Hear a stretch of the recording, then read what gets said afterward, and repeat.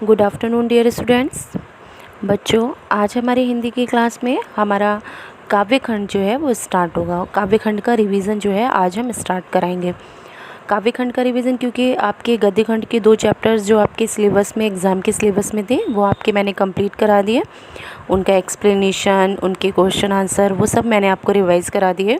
उन चैप्टर्स की जो है चैप्टर्स के अंदर से यानी चैप्टर्स के मिड से कुछ क्वेश्चंस जो हैं वो मैंने आपको क्लासरूम में भी करवाए हैं और आप लोगों से ये बोला भी है कि चैप्टर को अच्छे से रीड करिए क्योंकि उससे क्वेश्चन बन सकते हैं। तो आज हम जो है वो अपना काव्य खंड जो है वो स्टार्ट करेंगे। तो काव्य खंड का फर्स्ट चैप्टर जो है वो वाक है, जिसके राइटर लल्लद हैं। और जो है इसका जो है इसके 2 पैराग्राफ जो हैं वो आज मैं आपको एक्सप्लेन कर दूँगी। 2 पैराग्राफ देखिए। फर्स्ट पैराग्राफ इसमें देखिए क्या है बच्चों। इसमें मैंने आपको बताया था कि लल्लद ने क्या किया है। यहाँ पर जो इस चैप्टर में लल्लद ने अपने पदों से यानी जो इन्होंने अपने वाक लिखे हैं इनसे धार्मिक आडंबरों का विरोध किया है तथा संकीर्णता से ऊपर उठकर भक्ति के रास्ते पर चलने का सुझाव दिया है। यानी संकीर्णताएं यानी हम जो जितने ये जाति, धर्म, नियम इन सब चीज़ों को मानते हैं, इन्होंने उससे भी ऊपर उठकर ईश्वर की भक्ति के लिए कहा है। देखिए फर्स्ट क्या है। रस्सी कच्चे धागे की खींच रही मैं नाव, जाने कब सुन मेरी पुकार, करे देव भवसागर पार। पानी टपके कच्चे सकोरे, व्यर्थ प्रयास हो रहे मेरे, जी में उठती रह रहे हो, घर जाने की चाह है घेरे। बच्चों, प्रस्तुत पद्यांश हमारे पाठ्यपुस्तक हिंदी क्षितिज के चैप्टर वाक से लिया गया है और इसकी रचयिता जो हैं कवित्री जो हैं वो लल्लद हैं और इन्होंने ईश्वरीय प्रेम के महत्व को क्या किया है, प्रदर्शित किया है। यानी ईश्वरीय प्रेम के महत्व को प्रतिपादित किया है तथा बाहरी आडंबरों का विरोध किया है। जो प्रस्तुत जो पद्य है, प्रस्तुत जो पद है, इसमें कवित्री कहती हैं कि मनुष्य कच्चे धागे की रस्सी से नाव खींच रहा है। बच्चों, कच्चे धागे क्या हैं? हमारे सांस रूपी क्या है? ये जो हमारी सांस है ये कच्चे धागे यानी कच्चा धागा है, रस्सी है, कच्चे धागे की रस्सी है, क्योंकि इसका ये नहीं पता है कि ये कब टूट जाए। कहने का अभिप्राय ये है कि मनुष्य प्रेम के जरिए अपना जीवन व्यतीत कर रहा है, यानी उसको प्रेम के जरिए अपना जीवन व्यतीत करना चाहिए। खींच रही मैं नाव इस कच्चे धागे से, मैं जो सांस रूपी हमारे कच्चे धागे हैं इनसे मैं जीवन रूपी नाव को क्या कर रही हूँ, खींच रही हूँ। जाने कब सुन मेरी पुकार, करें देव भवसागर पार। और कह रही है यानी हम अपना जीवन व्यतीत कर रहे हैं लेकिन अब हमें ये नहीं पता है कि ईश्वर हमारी पुकार जो है वो कब सुनेंगे। ईश्वर हमारी पुकार कब सुनेंगे यानी हमें देव भवसागर पार कब करेंगे, यानी ईश्वर हमारी पुकार कब सुनेंगे और हमें कब इस जो भवसागर रूपी जो संसार है इससे पार जो है वो कब करेंगे। पानी टपके कच्चे सकोरे, व्यर्थ प्रयास हो रहे मेरे मोरे। कह रहे हैं कि पानी टपके जिस प्रकार मिट्टी के कच्चे बर्तन से क्या है, पानी टपकता है। आप उसमें पानी रखिए तो क्या होता है, मिट्टी के कच्चे बर्तन में पानी रखिए तो उसमें धीरे धीरे पानी जो है वो टपकता रहता है। तो वो यही कह रहे हैं कि ये जो हमारा जीवन जो है वो एक मिट्टी के कच्चे बर्तन के समान है, मिट्टी के कच्चे बर्तन के समान। और क्या है, पानी टपके कच्चे सकोरे। और जिस प्रकार एक कच्चे मिट्टी के बर्तन से पानी टपकता है उसी प्रकार हमारे जीवन से दिन प्रतिदिन हमारे दिन जो हैं वो जीने के यानी हमारे जीवन के दिन जो हैं वो क्या होते जा रहे हैं, कम होते जा रहे हैं। व्यर्थ प्रयास हो रहे हैं मेरे, चाहे मैं कितने भी अधिक प्रयास करूं लेकिन सारे मेरे प्रयास जो हैं वो व्यर्थ हैं, क्योंकि मैं अपने जीवन को जो हमारे पानी टपक रहा है यानी जो हमारे जीवन कम हो रहा है दिन प्रतिदिन, हमारे जीवन की आयु जो हमारी मतलब आयु जो है वो कम होती जा रही है। चाहे मैं कितने भी प्रयास करूं लेकिन ये प्रयास जो है मेरे सारे व्यर्थ हैं।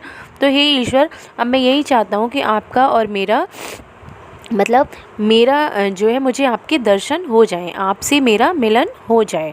आप मुझे कैसे मिलेंगे, मतलब इन सब चीज़ों में मैं जितने भी प्रयास कर रहा हूँ आपको प्राप्त करने के, लेकिन मेरे सारे प्रयास जो हैं वो व्यर्थ हो रहे हैं। जी में उठती रह रहे हूँ, घर जाने की चाह है घेरे। अब कह रहे हैं कि मेरे दिल में, जी मीन्स दिल यानी हृदय में रह रहे हुक उठ रही है, यानी आपके पास आपको प्राप्त करने की है ना, आपको प्राप्त करने की जो है वो बार बार मेरे मन में जो है वो हुक उठती है, यानी उत्सुकता होती है कि बस मुझे आप प्राप्त हो जाओ। घर जाने की चाह गिरे, अब मुझे घर जाने की चाह जो है वो बार बार मेरे मन में आ रही है, यानी मैं आपके पास आना चाहता हूँ, मैं आपको प्राप्त करना चाहता हूँ। मैं आपके दर्शन करना चाहता हूँ, हे ईश्वर वो मुझे कैसे होगा, आपके दर्शन कैसे मिलेंगे, आप मुझे कैसे प्राप्त होगे, ये सब जो है मुझे समझ में नहीं आ रहा है। तो बच्चों प्रस्तुत जो हमारा पद्य खंड है इसमें कवित्री ने मनुष्य की चाह को व्यक्त किया है। सरल भाषा में कथ्य को व्यक्त किया है, यानी सरल भाषा में, यानी कथ्य यानी जो अपनी बात है उसको कहा है। रह रहे में हमारा पुनरुक्ति प्रकाश अलंकार है।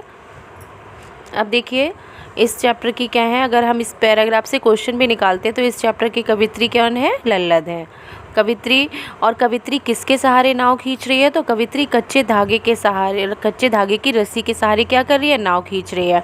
कब घर जाने की चाह में किस घर की बात कही गई है, तो घर जाने की चाह में परमात्मा के घर की बात कही गई, यानी अपने घर की बात, कौन से, परमात्मा के घर की बात, यानी ईश्वर के घर की बात को कहा गया है। तो बच्चों ये तो हमारा जो था वो फर्स्ट पैराग्राफ था जो मैंने एक्सप्लेन कर दिया। अब सेकंड पैराग्राफ देखिए।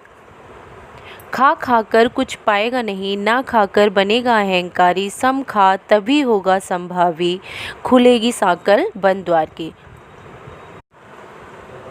प्रस्तुत पद्यांश में जो है हमारा प्रस्तुत पद्यांश आप लोगों को पता है क्षितिज काव्य खंड से वाक चैप्टर से लिया गया है। इसके रचयिता जो है कौन है, लल्लद हैं। इसकी रचयिता यानी कवित्री जो है वो लल्लद है, और इसमें भी कवित्री ने प्रेम को ही प्रतिपादित किया है, बाहरी आडंबरों का विरोध किया है।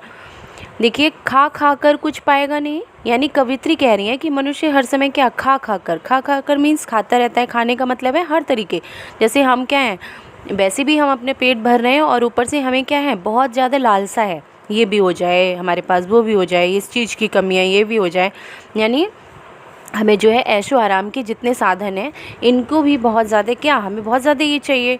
तो वही कवित्री कह रही है कि खा खा कर कुछ पाएगा नहीं, और अगर ना खाकर बनेगा अहंकारी, और नहीं खाता है तो जैसे कहते नहीं है कि हम बड़े तपस्वी हैं, हम बड़े उपवास रखते हैं, हम ये करते, इतनी आराधना ईश्वर की करते हैं, तो कह रहे थे अगर ना नहीं भी खाएगा तो क्या अहंकारी बन जाएगा। यानी अगर आप खाते हो तो आप संसार की लालसाओं में, ऐशो आराम में अगर व्यस्त रहते हो और ईश्वर पर ध्यान नहीं देते हो तब भी ज़िंदगी आपकी ख़राब है। और अगर आपने ना खाकर, अगर आपने तपस्वी वेश धारण कर लिया है, उपवास रख लिया है, और उसके ऊपर अगर आपके पास अहंकार आ गया है, अगर आपको घमंड हो गया है अपने ऊपर, तो क्या है, आपका जीवन जो है वो व्यर्थ है। उससे भी आपको, अगर अहंकार आपके पास आ गया है, आपके मन में अहंकार हो गया है, तो उससे भी आपको कुछ भी प्राप्त नहीं होगा, चाहे आप कितनी भी तपस्या कर लो, चाहे आप कितने भी उपवास कर लो। तो बच्चों अहंकार जो है वो मनुष्य की सबसे ही बड़ी गलती है, यानी सबसे वो ना तो इंसान को तरक्की देती है और ना ही इंसान को एक अच्छा व्यक्ति बनाती है। तो कह रहे हैं कि ईश्वर को भी जो है वो अहंकार तो बिल्कुल ही, ईश्वर भी अहंकार को पसंद नहीं करता है। कोई व्यक्ति चाहे ईश्वर की कितनी भी प्रार्थना करे, कितनी भी तपस्या करे, लेकिन अगर उसके अंदर अहंकार है तो वो ईश्वर का प्रिय नहीं है। सम खा तभी होगा संभावी। सम मीन्स होता है बच्चों, सम मीन्स अपनी इंद्रियों को वश में करना, है ना, बाहरी इंद्रियों को, अपने जो है आंतरिक इंद्रियों को, यानी सबको हम वश में कर लें। तो कहा है कि सम खा सभी होगा, इंद्रियों का जब हम निग्रहण कर लेंगे तो हमारे अंदर क्या हो जाएगा, सभी के लिए समानता की भावना हो जाएगी। यानी हमें कोई हमारे, जब हमारे अंदर हम जो इंद्रियों को वश में कर लिया है, अंदर अंतःकरण को शुद्ध कर लिया है, तो हमारे लिए सारा जितना भी ये संसार है, संसार के सभी लोग हमारे लिए क्या है, एक समान है, चाहे वो कितना भी गरीब हो, चाहे वो कितना भी अमीर हो, तो चाहे वो कितना अच्छा व्यक्ति हो, चाहे वो कितना बुरा व्यक्ति हो, हमारे लिए क्या है, सारे व्यक्ति एक समान है। तो जब हम इंद्रियों को वश में करेंगे, अपना अंतःकरण शुद्ध करेंगे, तो हमारे अंदर क्या होगा, समानता की भावना आएगी। वो इसी बात को कवित्री कह रही है कि सम खा तभी होगा संभावी, यानी अगर आप अपनी इंद्रियों का निग्रह कर लोगे तो आपके अंदर समानता की भावना आ जाएगी और आप क्या करोगे, समानता की भावना को प्राप्त कर लोगे। खुलेगी सांकल बंद द्वार की, और जब आपके अंदर समानता की भावना आ जाएगी तो क्या हो जाएगा, बंद दरवाजे, जो ईश्वर के द्वार के जो दरवाजे बंद हैं वो हमारे लिए क्या हो जाएंगे, खुल जाएंगे। उन ईश्वर के दरवाज़ों की सांकल जो है वो हमारे लिए खुल जाएगी। कहने का बच्चों ये जो है, कहने का अभिप्राय यह है कि ईश्वर का रास्ता अहंकार के शमन से ही खुलता है। यानी शमन मीन्स दमन। अहंकार का जब हम दमन करेंगे, जब हम अपने अंदर के अहंकार को मारेंगे, तभी ईश्वर के घर का रास्ता जो है वो हमारे लिए खुलेगा। ईश्वर के दरवाज़ों की साकल जो है वो हमारे लिए खुलेंगे, अर्थात ईश्वर जो है वो हमारी तरफ अपनी कृपा दृष्टि डालेंगे। तो बच्चों ये तो हमारा सेकंड पैराग्राफ था। अब देखिए सेकंड पैराग्राफ में कवित्री ने मनुष्य को अहम भाव को छोड़कर संभावी यानी समानता की भावना को अपनाने को कहा है, संभावी होने की प्रेरणा दी है। और देखिए खा खा कर में अनुप्रास अलंकार है, सहज और सरल भाषा का प्रयोग किया गया है। अब देखिए बच्चों इससे क्वेश्चन क्या बनते हैं। रचनाकार और कविता का नाम आपको दोनों पता है। रचनाकार जो है वो लल्लद है और कविता का नाम क्या है, वाक है। मनुष्य कब अहंकारी बनता है, मनुष्य ना खाकर अहंकारी बनता है ना। हमारे इस पैराग्राफ में क्या कहा है, ना खाकर बनेगा अहंकारी, तो मनुष्य ना खाकर अहंकारी बनता है। संभावी बनने के लिए क्या करना होगा, बनने के लिए दिखा हुआ है सम खा तभी होगा संभावी। यानी संभावी बनने के लिए मनुष्य को इंद्रियों का निग्रहण करना होगा या इंद्रियों को वश में करना होगा। सिंपल सी साधारण लैंग्वेज में हम इंद्रियों को वश में कर लेंगे कहेंगे, और वरना जो हमारी बुक की लैंग्वेज है उसमें लिखेंगे इंद्रियों का निग्रह करना। तो क्या है, संभावी बनने के लिए मनुष्य को इंद्रियों का निग्रह करना होगा। देखिए और एक क्वेश्चन और भी बनता है हमारे इस पैराग्राफ से, बंद द्वार की साकल से क्या अभिप्राय है। बंद द्वार की साकल से ईश्वर को प्राप्त करने का रास्ता जो अहंकारी के लिए बंद हो जाता है ना। ईश्वर को प्राप्त करने का रास्ता जो अहंकारी के लिए बंद हो जाता है, वही बंद द्वार की साकल है। तो बच्चों ये तो हमारे जो थे 2 पैराग्राफ मैंने आपको एक्सप्लेन भी कर दिए, और उनसे रिलेटिव जो क्वेश्चंस थे वो भी मैंने आपको समझा दिए। अब इसके बाद जो 2 बचे हुए हैं बच्चों, 2 पैराग्राफ, वो भी हम नेक्स्ट क्लास में कंप्लीट कर देंगे। थैंक यू बच्चों।